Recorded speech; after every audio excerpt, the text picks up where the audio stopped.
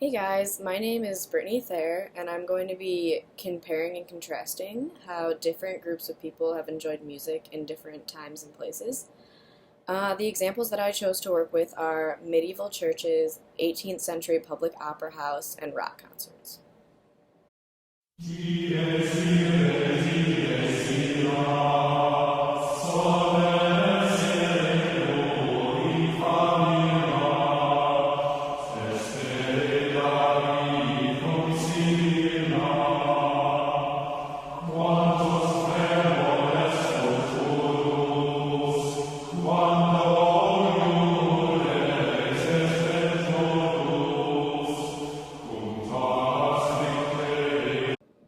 Okay, so what you just heard was an example of music from medieval church times. As you can tell from listening to it, the music was pretty slow paced. The vocals were very in unison and had a lot of mixed pitches, and the vocals were also very strong. Now I'm going to get into the history of medieval churches. So medieval churches were very popular in Middle Ages, which started around 476 AD. In medieval England, the church was a big part of many people's lives.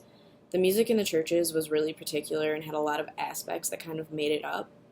So to start, music in the medieval church was made up of many different things. It kind of ranged from being just vocals, just instruments, or a mix of both. Gregorian chants sung during masses by monks is an example of the music that was made up of just vocals.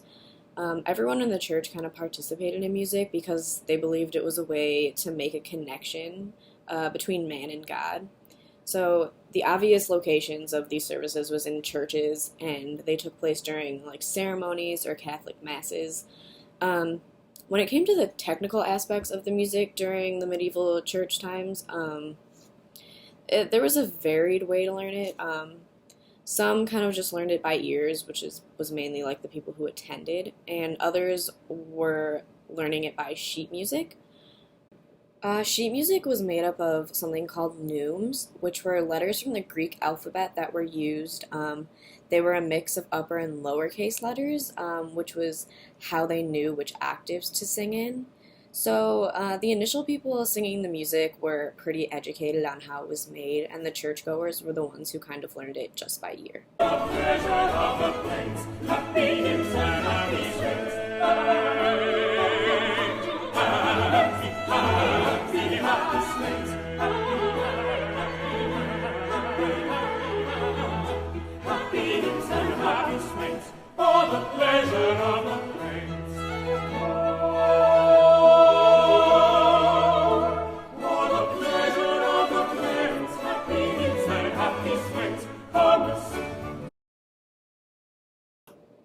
So that song you just heard was an example of something that would be performed in 18th century public opera houses. As you could tell from listening, there was a very wide range of tones and pitches, and they changed their octaves really rapidly.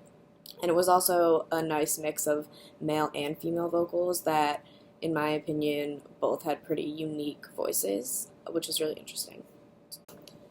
Okay, now for a little bit of history on the 18th century public opera house music. So, 18th century public opera houses were obviously around during the 18th century, and they were very big in European cities. Going to the opera was sort of a social occasion for those who attended, was not something that everybody could afford. The audience mostly consisted of like upper middle class that were obviously pretty wealthy. Um, Beforehand, when being at the opera, the theater was very noisy. The audience would kind of chat amongst themselves, walk around, they would even play games.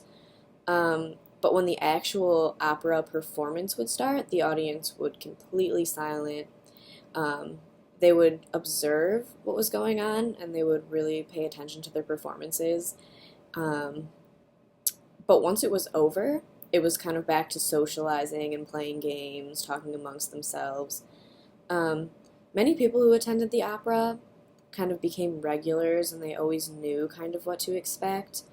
Um, Not everyone was educated on the music itself, but that was kind of the cool thing about it, because they could just go and kind of enjoy it and not have to really think a lot about it. Um, those who performed it obviously, were very educated on what they were doing, but mostly in the audience, it was kind of just there to enjoy.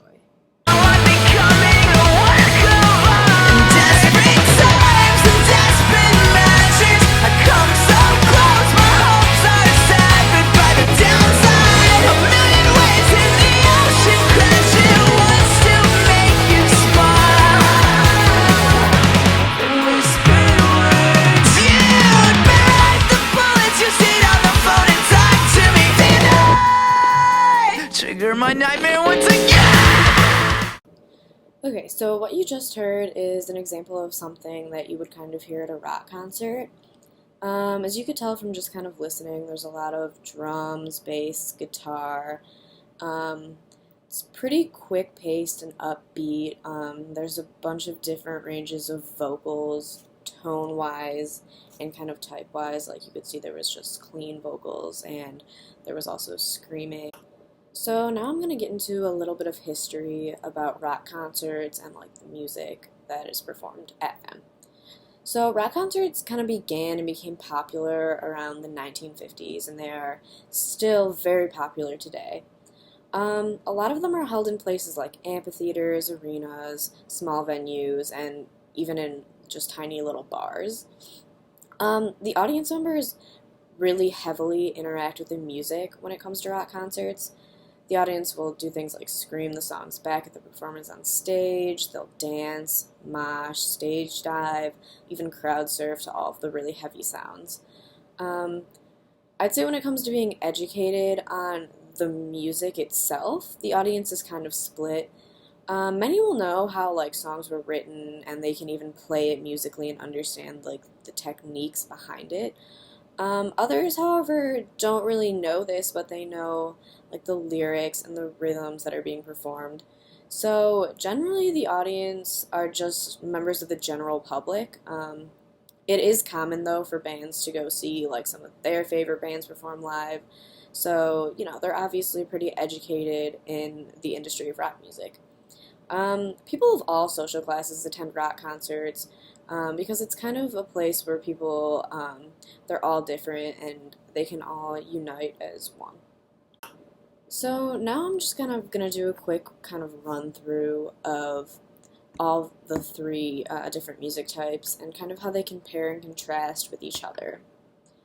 So for medieval churches, 18th century public opera houses, and rock concerts, they're all very different. They all have different types of vibes, locations, and environments.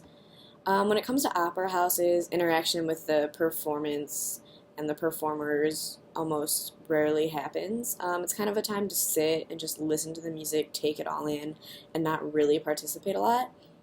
But when it kind of comes to medieval churches and rock concerts, as different as they are, you can definitely compare them, because they always have some sort of interaction when it comes to the music. It was very common, but obviously in different ways.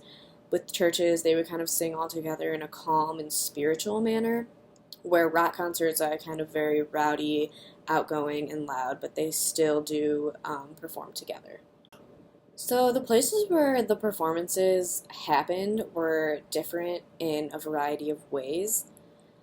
With the church performances, the location, they had like chairs lined up and pews for members to kind of sit and relax. Many had arched roofs or like ceilings in certain sections of it. There are also altars inside and chancels, which are reserved for clergies or monks who perform throughout the day. When it comes to opera houses, they're really beautiful inside. They have amazing architecture and really cool decor. They have stages and orchestra pits and like seating all around that can go up pretty high. The auditoriums are often a bell shape, and they had really pretty painting canvases kind of going all around. Opera houses that are still around from the 18th century have often not been changed at all due to just how beautiful the architecture was for them. When it comes to rock concerts, they have all different kinds of environments, like I said prior. But amphitheaters are kind of typical ones, and they're a round or oval shape, and they don't have a roof. They're normally outside. When it comes to arenas, they're kind of leveled areas surrounded by seats, and they're also oval shaped, but they do have a roof over them. Um, so, although rock concerts and medieval church music and opera house music are all different, with different environments and audience members, they always have great music that kind of brings the audience and performers together. So, if I had to pick a historical event out of the ones that I chose to attend, I think I would pick the 18th century opera house. I think the music is really interesting and it's really beautiful, and the place where it takes place is even more beautiful than the music. The environment is just really calming and amazing to look at. I'm really used to going to rock concerts, so there's a lot of interaction with the performers and the audience members, and I think it'd be nice to kind of sit down and enjoy the music with no obligations. So I think the 18th century opera house and the music that it has would definitely capture my attention. I hope this presentation gave everyone plenty of insight and information about medieval churches, 18th century opera houses, and rock concerts, and how they compare and contrast from each other. Thanks for watching.